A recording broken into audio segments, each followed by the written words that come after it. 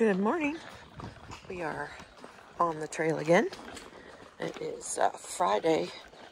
I think it's May 22nd. I couldn't tell you for sure, but it's 2021. This is my horse Kasper, and this is his first big trail ride.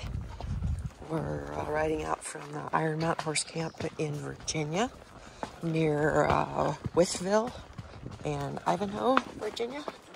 And we're on our way on the Virginia Highlands Orange Trail out toward a loop they call, yeah, I watch my colt here. The culvert's kind of scary sometimes. Yeah, good boy, go on. He's such a good boy. For never having seen a culvert like that, he took a look and went right on up, so that's good. But anyway, we're headed toward the loop called Rhododendron Loop.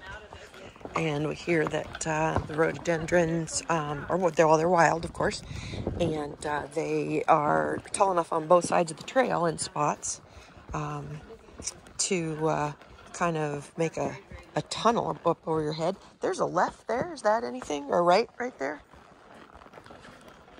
This looks to me like we're at a spot we can clear back on the rectangle and we could go moving.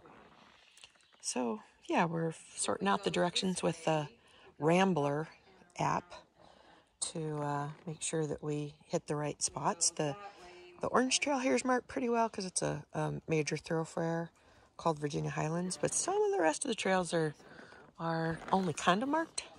So you gotta kind of make sure you know where you're at, and Rambler's been real helpful for that. It's not the perfect app, but it's been helping us find our way.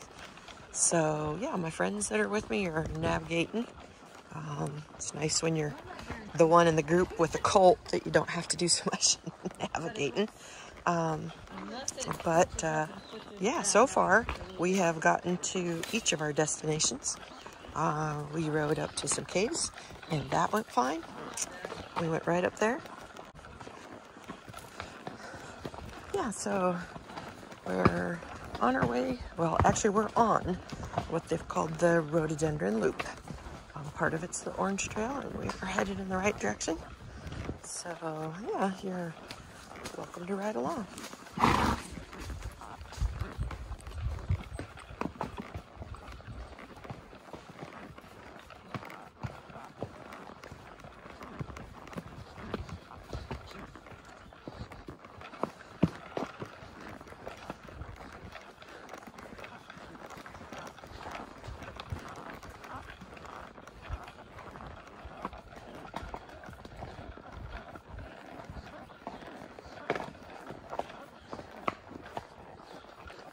So these are the rhododendrons, what they look like. Most of them are already done blooming this year. But what's unique about them is how dark it is underneath them. We mistook the clump for a cave a couple days ago, but they have a fairly dense canopy, and then underneath their bark is dark and they leave a really dark mark. So they're not difficult to miss.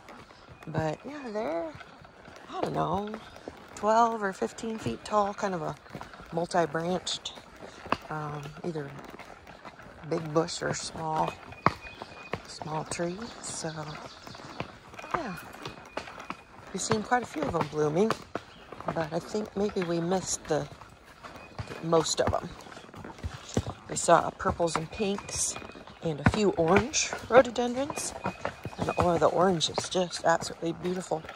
And then there's something else blooming that I think is mountain laurel. It has a similar leaf structure, but smaller. It looks like they top out about 3 feet, maybe 4 feet. A lot of them are pretty low to the ground. They have a cluster of what looks like it's going to be pink flowers before they bloom. Then they bloom white with little pink stripes inside. And oh man, they are so pretty. I'll get some video of them if I get a chance.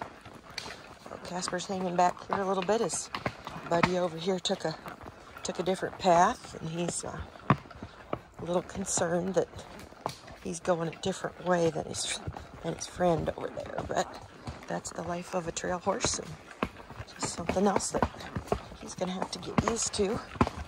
We're not all just head to tail never think kind of riders, it's kind of fun to take a little bit different path.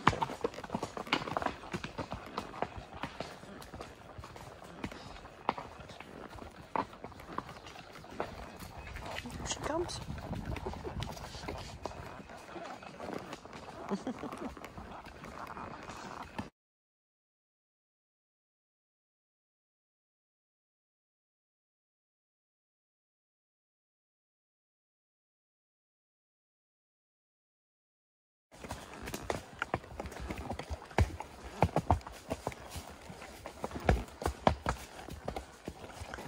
Came out of Mike's Gap there, where they call Hugo's Meadow,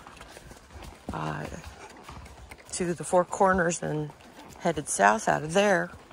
We've crossed 602, and now we're on the Pink Trail that parallels 602 back toward Iron Mountain. So it's just as beautiful as everywhere else we go. This cold is still not convinced that it's easiest to just walk on the trail. He's still getting points for creativity and wanting to try a better way, I guess. But we're 8 days into our trip, and he was less fresh today. First day, really, that he's shown any signs of being tired.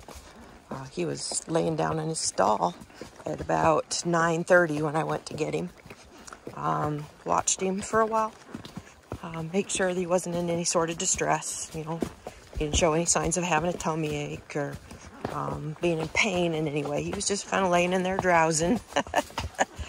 So once I was sure that he wasn't hurting, I did kind of boot him and get him up and get saddle on and get him on the move again. I'm a believer that these are the days. These days where the colt's tired and he goes out anyway.